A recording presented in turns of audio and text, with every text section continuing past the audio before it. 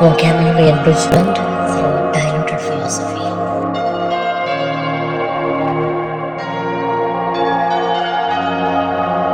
Truthfulness. To whom should we be truthful? We should be truthful to others, will be the ready answer. Yes, it's true. If we are truthful to others, it will bring social respectability and recognition. But the question is there anything beyond this social respectability and recognition? Yes, there is. There is much more in life than getting the stamp of acceptance and recognition. I'm not saying acceptance is not important. It has a significantly tremendous role to constitute a happy life. No doubt in that. But the truest priorities in life should be much more than that. It should be knowing our own true being, seeking and finding our real selves, or God. Essentially, our Eastern philosophy is all centered around that search. So in this context, we are thinking, the truest kind of truthfulness is looking at ourselves, just like looking into a mirror and finding the truth. Truthfulness is a jumping board which will aid us to dwell into that world of realizations and understandings of realities.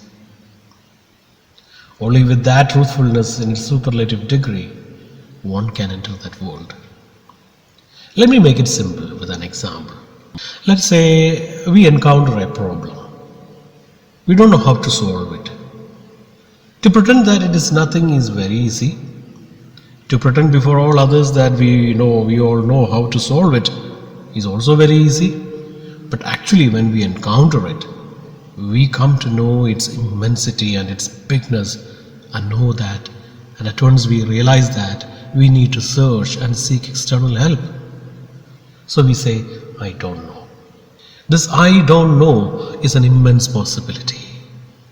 It is a starting point of a long race. It flags off our sports car. We start our search there. When the search becomes so complete and 100%, we find the clue or the very answer itself. Success dawns upon us. We are happy, immensely happy, blissfully engaged we become. But that I know it all would have prevented that joy. So let's be vulnerable and let's be more open to admit our failings so that we open all the doors of possibilities. So to brush clear of all hypocrisies of immense significance in our life, our wisest ancestors have asked us not to be hypocrites but to be truthful because of that reason only, not because of social respectability.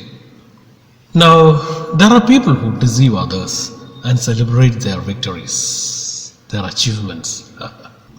But can there be a true celebration when our own conscience knows the reality? A very intimate question, a very crucial question. First, the fear of others finding out the fact or truth, then the possible punishment, then the continuous gnawing by one's own conscience.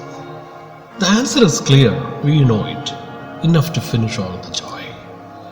The soul will be in the shape of a half-eaten apple or rotten to the core. There are people who at every step try to deceive others. Their lives are reduced to mere deceptions. So stupid of them. Surprisingly, you can reckon anyone from that family or group. They will all exhibit the same properties or attributes. What I am hinting at is not unknown to you all. It is something like infections or children reciting the same diseases and discomforts. Nowadays we find more of that genre than the simple innocent ones who can be straightforward with you and tell you what they think. It's a sad fact that our world has gone deeply hypocritical. People openly say they didn't do what they have done. They say they didn't without any flinching those things which they have done before millions of people. Should I cite examples? I think no need, thanks. Some people keep the policies and diplomacies as a screen to do wrong things. Remember, diplomacy is a very good word for all that is hypocritical and pretentious. Formality and diplomacy are the main roots branches of hypocrisy. Today I happened to read a big lie served in a plate by the world's second largest technologically advanced country, China. They said they couldn't participate in COP26 Glasgow meet on climate change because they didn't get the link for video conference. Even our school children have dropped such big lies recently. See, they call it diplomacy. There are groups of people who celebrate this kind of untruthfulness. Now the core point I am trying to make here is this, that we all should stop blindfolding ourselves when there is complete freedom of choice to see the truth. Keep everything aside, wake up to the realities and proclaim the realities and the truth from the topmost part of the mountains, whether you are heard or not. Sure, that will provide us a bit of contentment and a clear conscience, which is 1,000-fold more enriching than popular support or so-called social respectability or acceptability. Don't you think that this social respectability and acceptability are more transient than bubbles in air? At least it's gonna enrich your journey towards truth. At least if you are truthful to yourself and then to others also, that is gonna enrich your journey towards truth. Besides, to tell a lie to ourselves is possible, because we are deluded very often by our own false thinking strategies and patterns. Our pattern of thinking sometimes deceives ourselves. I am reminded of the many pressings we do, the many pressings done on the snooze button on our morning alarm clocks. The excuses, justifications, arguments. Only when we arrive at that state where no more lies are saleable and transferable, only when all lies become volatile and disappear, can we understand what is fulfillment.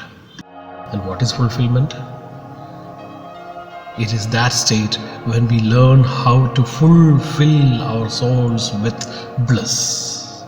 Just a matter of realization. The most fundamental thing to be kept in our mind is this, that none can deceive anyone else in this world. Of course, when the mind is feeble, it keeps deceiving itself and others. Then it suffers from its own deceptions. Not only the mind, but the body that it carries too will have its lion's share. Better to save and always carry the maxim in our pocket. Ours is the microcosm, so is the macrocosm. I am reminded of a very popular quote from Deepak Chopra. Every cell in your body eavesdrop on your thoughts. Every cell in your body eavesdrop on your thoughts. So there is no scope for deception anywhere. Everything is getting recorded in our original software. As is our thought, so is our body. As is the kind of feelings that we very often entertain, so is our heart. And as is our energies, so is our soul, or even the life situations. Thanks for listening.